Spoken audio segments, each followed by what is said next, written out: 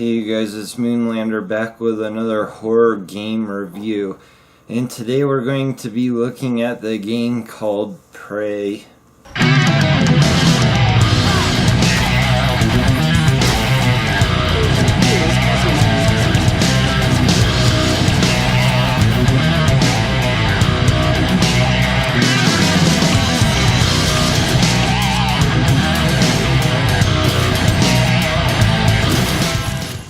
It was developed by Arcane Studios, and they worked on the Dishonored games and BioShock 2, and it was published by Bethesda.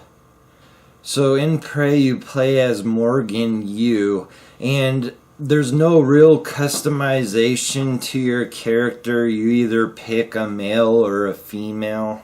And you're in an alternate universe where JFK survives his assassination attempt and he accelerates the space program.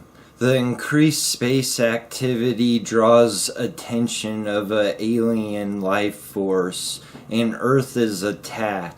And between Russia and America, they build Talos 1, a big space station, in order to study the alien.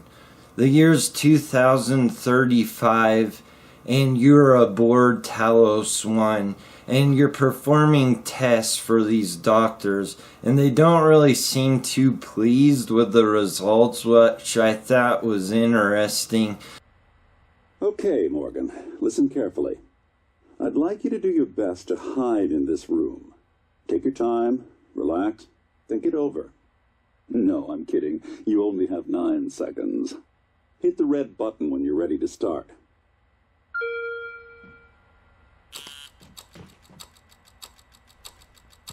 Look. Is she? She's hiding behind the chair. But anyway, during the testing, the lead doctor gets attacked by one of the aliens. Is my coffee? It's empty. So once you get out of the simulation, you meet a robot named January that says you built her, and you built her with the intention of her reminding you that you want to destroy Talos 1 to destroy the alien. Then next you meet your brother, and he has a plan to build a device that will eliminate the alien, yet save the space station and save all of the work that they've achieved. So you pretty much start off working towards these two end goals. So you're pretty much alone on this space station with this robot, your brother, a handful of survivors, and the alien life force.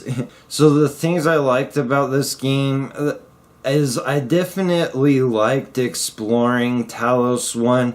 I thought there was some pretty good level design, and it wasn't always like there was one way through a situation. You have 2 different talent trees in this game, and the first one allows you to pick things like leverage, which allows you to move large objects, and that would get you through to another area. And then you could pick hacking and hack through door locks and things like that. Another good thing about this game is the varied combat.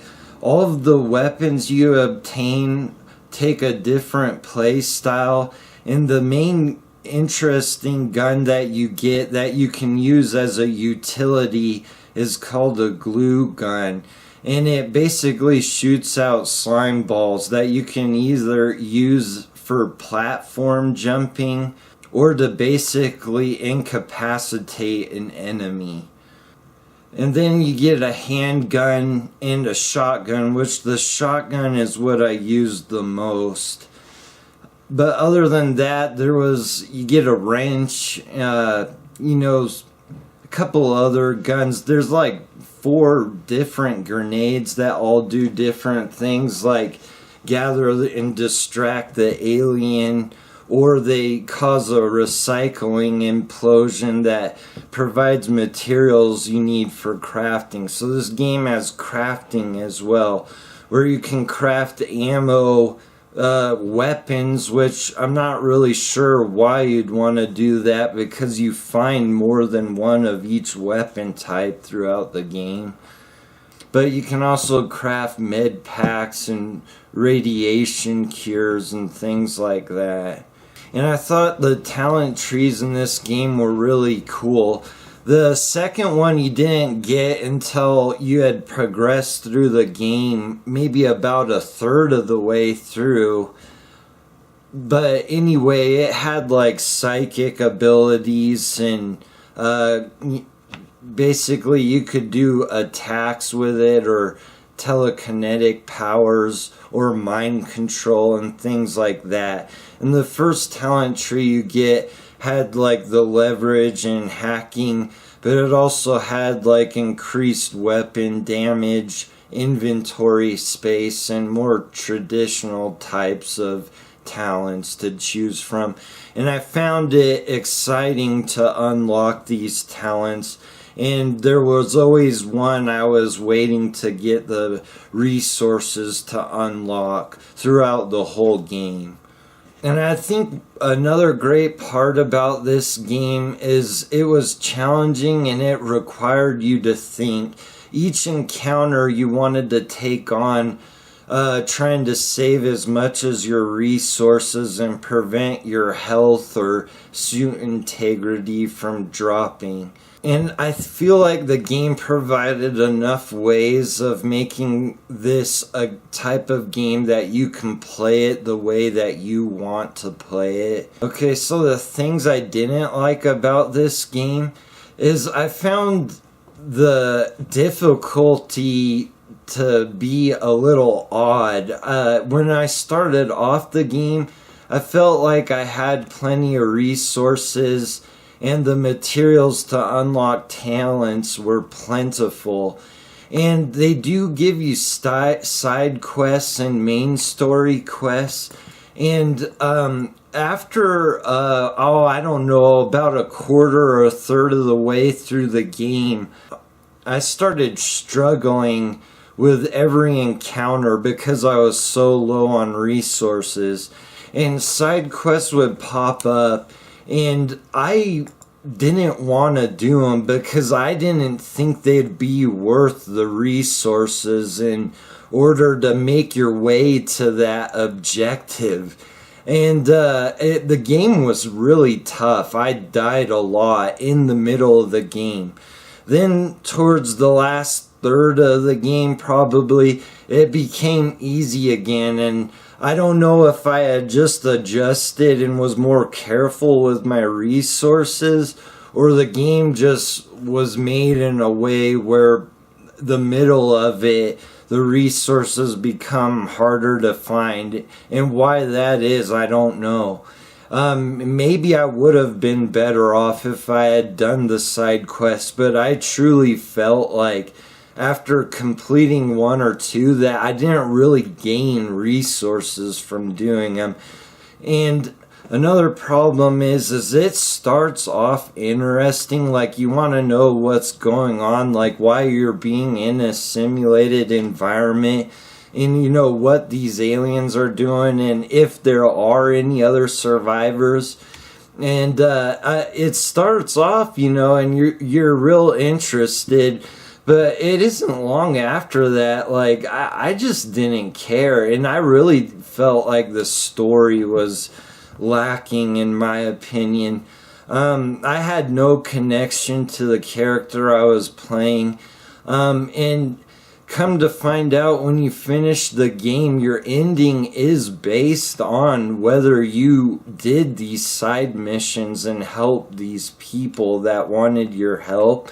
And I didn't help a lot of them, and pretty much I just chose with what choices they gave me for like the worst ending possible, just because I thought it sounded the funnest. Okay, so my final thoughts on this game is it is not much of a horror game. You know, it's not scary, it's not gory.